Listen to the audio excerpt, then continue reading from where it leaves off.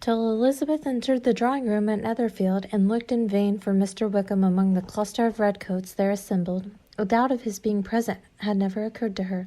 The certainty of meeting him had not been checked by any of those recollections that might not unreasonably have alarmed her. She had dressed with more than usual care, and prepared in the highest spirits for the conquest of all that remained unsubdued of his heart, trusting that it was not more than might be won in the course of the evening. But in an instant arose the dreadful suspicion of his being purposely omitted for Mr. Darcy's pleasure in the Bingleys' invitation to the officers, and though this was not exactly the case, the absolute fact of his absence was pronounced by his friend Denny, to whom Lydia eagerly applied, and who told them that Wickham had been obliged to go to town on business the day before, and was not yet returned, adding with a significant smile, "I do not imagine his business would have called him away just now, if he had not wanted to avoid a certain gentleman here." This part of his intelligence, though unheard by Lydia, was caught by Elizabeth, and, as it assured her that Darcy was not less answerable for Wickham's absence than if her first surmise had been just, every feeling of displeasure against the former was so sharpened by immediate disappointment that she could hardly reply with tolerable civility to the polite inquiries which he directly afterwards approached to make. Attendance, forbearance, patience with Darcy was injury to Wickham. She was resolved against any sort of conversation with him, and turned away with a degree of ill-humour which she could not wholly surmount even in speaking to Mr. Bingley, whose blind partiality provoked her.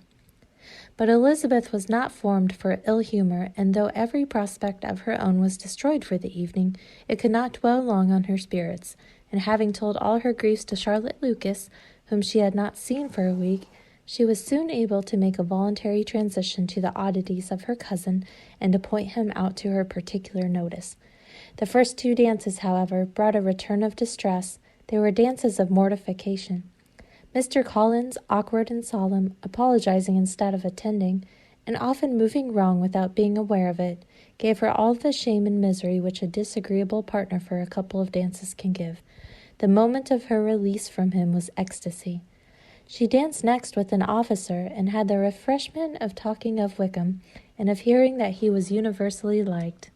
When those dances were over, she returned to Charlotte Lucas, and was in conversation with her, when she found herself suddenly addressed by Mr. Darcy, who took her so much by surprise in his application for her hand, that, without knowing what she did, she accepted him. He walked away again immediately, and she was left to fret over her own want of presence of mind. Charlotte tried to console her. "I dare say you will find him very agreeable." "Heaven forbid! That would be the greatest misfortune of all. To find a man agreeable whom one is determined to hate. Do not wish me such an evil." When the dancing recommenced, however, and Darcy approached to claim her hand, Charlotte could not help cautioning her in a whisper not to be a simpleton, and to allow her fancy for Wickham to make her appear unpleasant in the eyes of a man 10 times his consequence. Elizabeth made no answer, and took her place in the set, amazed at the dignity to which she was arrived in being allowed to stand opposite Mr. Darcy, and reading in her neighbour's looks their equal amazement in beholding it. They stood for some time without speaking a word, and she began to imagine that their silence was to last through the 2 dances, and at first it was resolved not to break it, till suddenly fancying that it would be the greater punishment to her partner to oblige him to talk, she made some slight observation on the dance. He replied, and was again silent.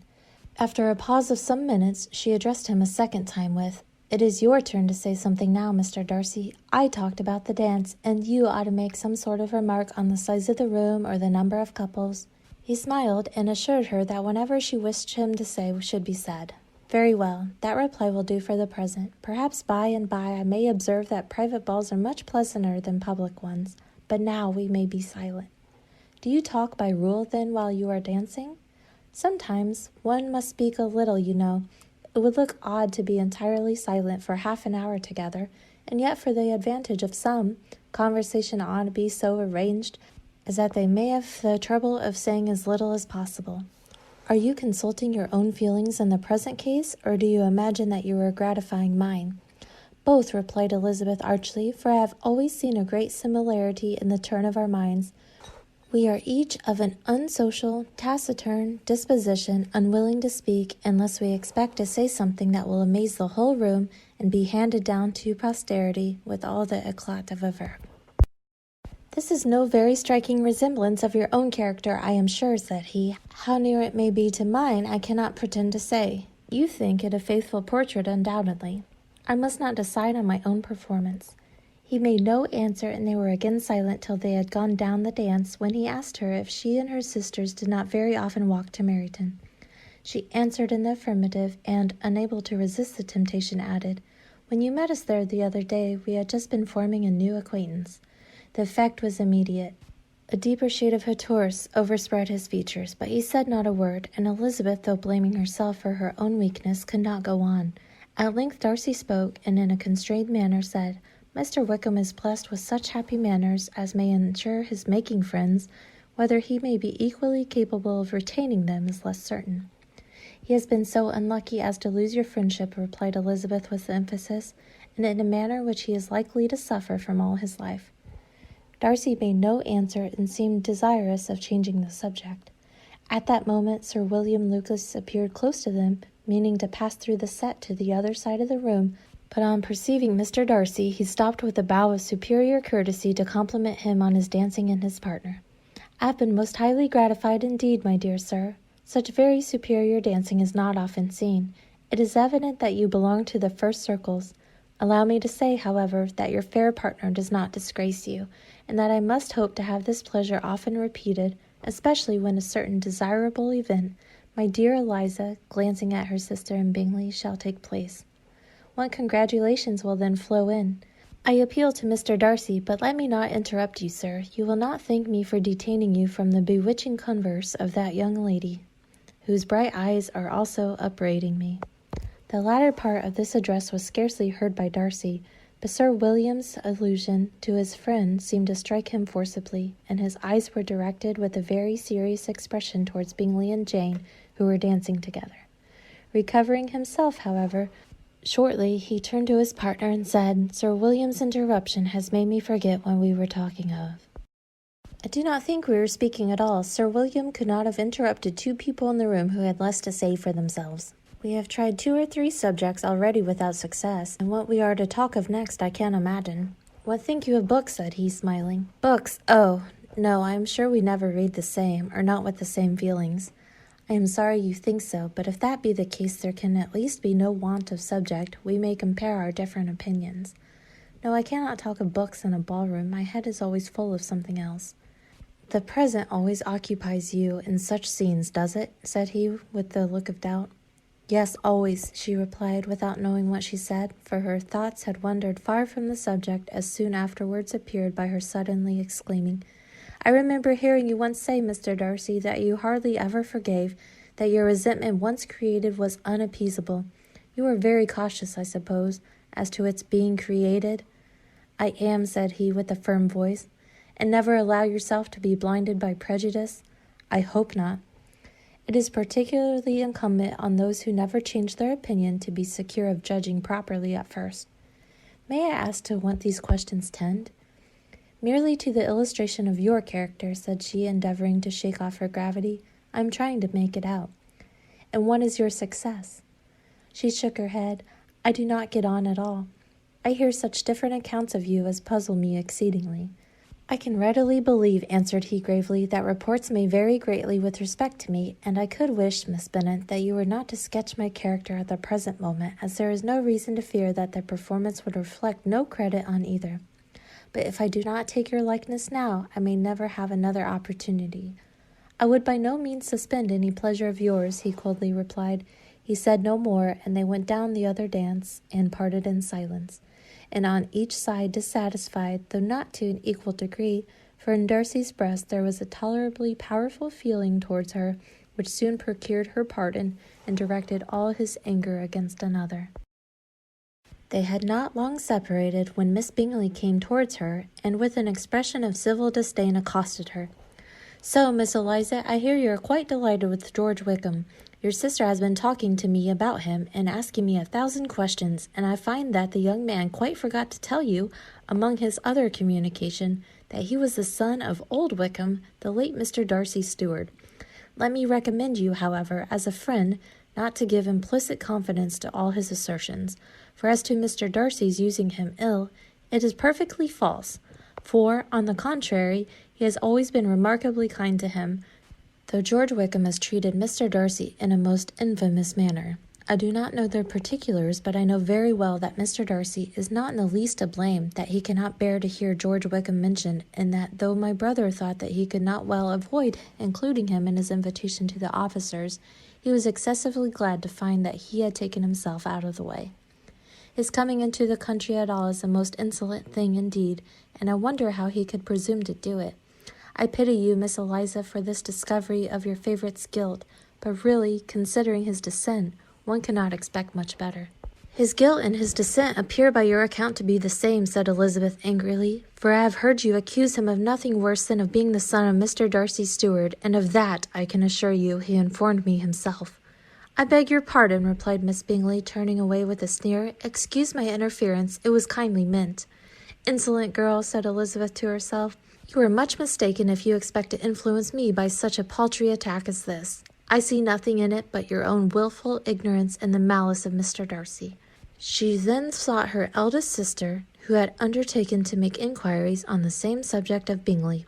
Jane met her with a smile of such sweet complacency, a glow of such happy expression as sufficiently marked how well she was satisfied with the occurrences of the evening. Elizabeth instantly read her feelings, and at that moment solicitude for Wickham, resentment against his enemies, and everything else gave way before the hope of Jane's being in the fairest way for happiness. I want to know, said she, with a countenance no less smiling than her sister's, what you have learnt about Mr. Wickham. But perhaps you have been too pleasantly engaged to think of any third person, in which case you may be sure of my pardon.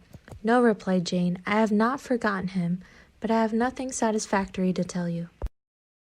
Mr. Bingley does not know the whole of his history, and is quite ignorant of the circumstances which have principally offended Mr. Darcy.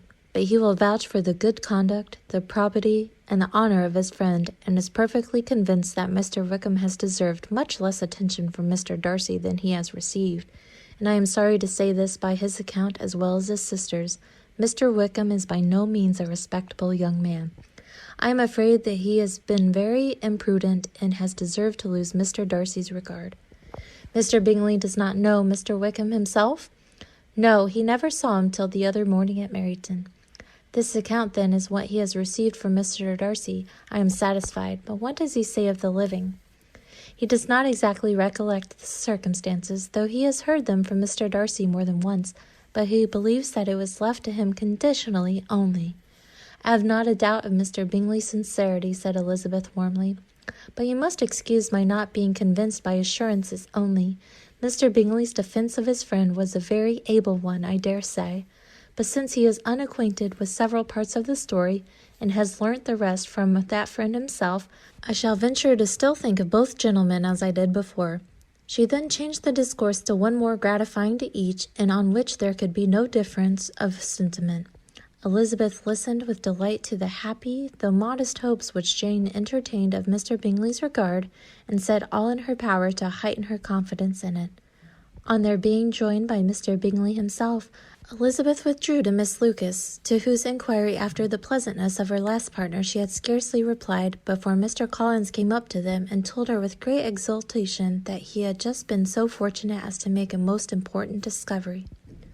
I have found out, said he, by a singular accident, that there is now in the room a near relation of my patroness. I happened to overhear the gentleman himself mentioning to the young lady who does the honours of the house the names of his cousin, Miss de Bourgh, and of her mother, Lady Catherine. How wonderfully these sort of things occur! Who would have thought of my meeting with, perhaps, a nephew of Lady Catherine de Bourgh in this assembly? I am most thankful that the discovery is made in time for me to pay my respects to him, which I am now going to do, and trust me, he will excuse my not having done it before. My total ignorance of the connection must plead my apology. You are not going to introduce yourself to Mr. Darcy. Indeed I am. I shall entreat his pardon for not having done it earlier. I believe him to be Lady Catherine's nephew. It will be in my power to assure him that her ladyship was quite well yesterday night. Elizabeth tried hard to dissuade him from such a scheme, assuring him that Mr. Darcy would consider his addressing him without introduction as an impertinent freedom, rather than a compliment to his aunt, that it was not in the least necessary there should be any notice on either side. and that if it were, it must belong to Mr. Darcy, the superior in consequence, to begin the acquaintance. Mr. Collins listened to her with a determined air of following his own inclination, and, when she ceased speaking, replied thus: "My dear Elizabeth, I have the highest opinion in the world in your excellent judgment in all matters within the scope of your understanding, but permit me to say that there must be a wide difference between the established forms of ceremony amongst the laity and those which regulate the clergy, for give me leave to observe that I consider the clerical office as equal in point of dignity with the highest rank in the kingdom, provided that a proper humility of behavior is at the same time maintained. You must therefore allow me to follow the dictates of my conscience on this occasion, which leads me to perform what I look on as a point of duty. Pardon me for neglecting to profit by your advice, which on every other subject shall be my constant guide, though in the case before us I consider myself more fitted by education and habitual study to decide on what is right than a young lady like yourself." And with a low bow he left her to attack Mr. Darcy, whose reception of his advances she eagerly watched, and whose astonishment at being so addressed was very evident. Her cousin prefaced his speech with a solemn bow, and though she could not hear a word of it, she felt as if hearing it all, and saw in the motion of his lips the words apology, Hunsford, and Lady Catherine de Bourgh. It vexed her to see him expose himself to such a man. Mr. Darcy was eyeing him with unrestrained wonder, and when at last Mr. Collins allowed him time to speak, replied with an air of distant civility. Mr. Collins, however, was not discouraged from speaking again, and Mr. Darcy's contempt seemed abundantly increasing with the length of his second speech, and at the end of it he only made him a slight bow and moved another way. Mr. Collins then returned to Elizabeth. "I have no reason, I assure you," said he, "to be dissatisfied with my reception." Mr. Darcy seemed much pleased with the attention. He answered me with the utmost civility, and even paid me the compliment of saying that he was so well convinced of Lady Catherine's discernment as to be certain she could never bestow a favour unworthily. It was really a very handsome thought. Upon the whole, I am much pleased with him. As Elizabeth had no longer any interest of her own to pursue, she turned her attention almost entirely on her sister and Mr. Bingley, and the train of agreeable reflections which her observations gave birth to made her perhaps almost as happy as Jane. She saw in her idea settled in that very house, and all the felicity which a marriage of true affection could bestow, and she felt capable, under such circumstances, of endeavouring even to like Bingley's two sisters.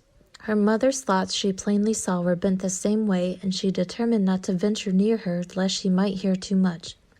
When they sat down to supper, therefore, she considered it a most unlucky perverseness which placed them within one of each other, and deeply was she vexed to find that her mother was talking to that one person, Lady Lucas, freely, openly, and of nothing else but her expectation that Jane would soon be married to Mr. Bingley. It was an animating subject, and Mrs. Bennet seemed incapable of fatigue while enumerating the advantages of the match. His being such a charming young man, and so rich, and living but 3 miles from them, were the first points of self-gratulation, and then it was such a comfort to think how fond the two sisters were of Jane, and to be certain that they must desire the connection as much as she could do.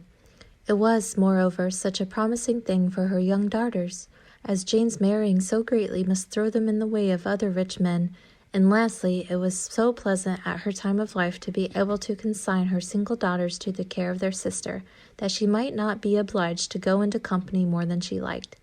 It was necessary to make this circumstance a matter of pleasure, because on such occasions it is the etiquette, but no one was less likely than Mrs. Bennet to find comfort in staying home at any period of her life. She concluded with many good wishes that Lady Lucas might soon be equally fortunate, though evidently and triumphantly believing there was no chance of it. In vain did Elizabeth endeavour to check the rapidity of her mother's words, or persuade her to describe her felicity in less audible whisper, for, to her inexpressible vexation, she could perceive that the chief of it was overheard by Mr. Darcy, who sat opposite to them. Her mother only scolded her for being nonsensical. "What is Mr. Darcy to me, pray, that I should be afraid of him? I am sure we owe him no such particular civility as to be obliged to say nothing he may not like to hear. For heaven's sake, madam, speak lower.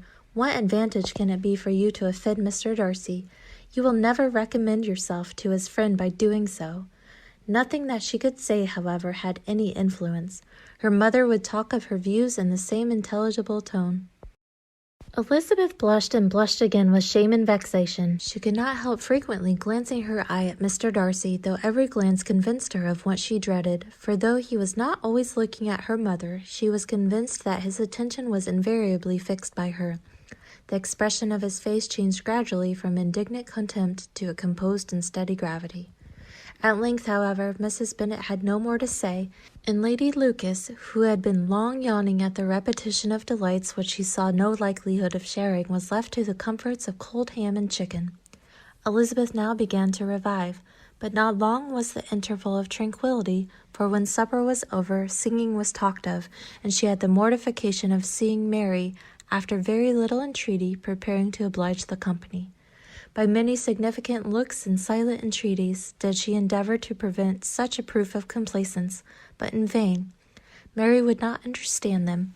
Such an opportunity of exhibiting was delightful to her, and she began her song. Elizabeth's eyes were fixed on her with most painful sensations, and she watched her progress through several stanzas with an impatience which was very ill rewarded at their close. For Mary, on receiving, amongst the thanks of the table, the hint of a hope that she might be prevailed on to favor them again, after the pause of half a minute began another. Mary's powers were by no means fitted for such a display. Her voice was weak, and her manner affected. Elizabeth was in agonies. She looked at Jane to see how she bore it, but Jane was very composedly talking to Bingley. She looked at his two sisters and saw them making signs of derision at each other, and at Darcy, who continued, however, imperturbably grave. She looked at her father to entreat his interference, lest Mary should be singing all night. He took the hint, and when Mary had finished her second song, said aloud, "That will do extremely well, child. You have delighted us long enough. Let the other young ladies have time to exhibit." Mary, though pretending not to hear, was somewhat disconcerted, and Elizabeth, sorry for her, and sorry for her father's speech, was afraid her anxiety had done no good. Others of the party were now applied to. "If I," said Mr. Collins, "were so fortunate as to be able to sing, I should have great pleasure, I am sure, in obliging the company with an air, for I consider music as a very innocent diversion, and perfectly compatible with the profession of a clergyman. I do not mean, however, to assert that we can be justified in devoting too much of our time to our music, for there are certainly other things to be attended to. The rector of a parish has much to do. In the first place, he must make such an agreement for tithes as may be beneficial to himself and not offensive to his patrons. He must write his own sermons, and the time that remains will not be too much for his parish duties, and the care and improvement of his dwelling, which he cannot be excused from making as comfortable as possible. And I do not think it of light importance that he should have attentive and conciliatory manners towards everybody, especially toward those whom he owes his preferment. I cannot acquit him of that duty, nor could I think well of the man who should omit an occasion of testifying his respect towards anybody connected with the family." And with a bow to Mr. Darcy, he concluded his speech, which had been spoken so loud as to be heard by half the room. Many stared, many smiled, but no one looked more amused than Mr. Bennet himself, while his wife seriously commended Mr. Collins for having spoken so sensibly, and observed in a half-whisper to Lady Lucas that he was remarkably clever, good kind of young man. To Elizabeth it appeared that, had her family made an agreement to expose themselves as much as they could during the evening, it would have been impossible for them to play their parts with more spirit or finer success, and happily did she think it for Bingley and her sister that some of the exhibition had escaped his notice, and that his feelings were not of a sort to be much distressed by the folly which he must have witnessed. That his two sisters and Mr. Darcy, however, should have such an opportunity of ridiculing her relations was bad enough, and she could not determine whether the silent contempt of the gentlemen or the insolent smiles of the ladies were more intolerable. The rest of the evening brought her little amusement. She was teased by Mr. Collins, who continued most perseveringly by her side, and though he could not prevail on her to dance with him again, put it out of her power to dance with others. In vain did she entreat him to stand up with somebody else, and offered to introduce him to any young lady in the room. He assured her that as to dancing, he was perfectly indifferent to it, that his chief object was by delicate attentions to recommend himself to her, and that he should therefore make a point of remaining close to her the whole evening. There was no arguing upon such a project. She owed her greatest relief to her friend Miss Lucas, who often joined them and good-naturedly engaged Mr. Collins's conversation to herself. She was at least free from the offense of Mr. Darcy's further notice. Though often standing within a very short distance of her, quite disengaged, he never came near enough to speak. She felt it to be the probable consequence of her allusions to Mr. Wickham, and rejoiced in it. The Longbourn party were the last of all the company to depart, and by a maneuver of Mrs. Bennet had to wait for their carriage a quarter of an hour after everybody else was gone, which gave them time to see how heartily they were wished away by some of the family. Mrs. Hurst and her sister scarcely opened their mouths except to complain of fatigue, and were evidently impatient to have the house to themselves. They repulsed every attempt of Mrs. Bennet at conversation, and by so doing threw a languor over the whole party which was very relieved by the long speeches of Mr. Collins, who was complimenting Mr. Bingley and his sisters on the elegance of their entertainment, and the hospitality and politeness which had marked their behaviour to their guests. Darcy said nothing at all. Mr. Bennet, in equal silence, was enjoying the scene. Mr. Bingley and Jane were standing together, a little detached from the rest, and talked only to each other. Elizabeth preserved a steady silence, as either Mrs. Hurst or Miss Bingley, and even Lydia, was too much fatigued to utter more than the occasional exclamation of "Lord, how tired I am!" accompanied by a violent yawn. When at length they arose to take leave, Mrs. Bennet was most pressingly civil in her hope of seeing the whole family soon at Longbourn, and addressed herself especially to Mr. Bingley, to assure him how happy he would make them by eating a family dinner with them at any time, without the ceremony of a formal invitation. Bingley was all grateful pleasure, and he readily engaged for taking the earliest opportunity of waiting on her, after his return from London, whether he was obliged to go the next day for a short time. Mrs. Bennet was perfectly satisfied, and quitted the house under the delightful persuasion that, allowing for the necessary preparations of settlements, new carriages, and wedding clothes, she should undoubtedly see her daughter settled at Netherfield in the course of 3 or 4 months. Of having another daughter married to Mr. Collins, she thought with equal certainty, and with considerable, though not equal pleasure. Elizabeth was the least dear to her of all her children, and though the man and the match were quite good enough for her, the worth of each was eclipsed by Mr. Bingley and Netherfield.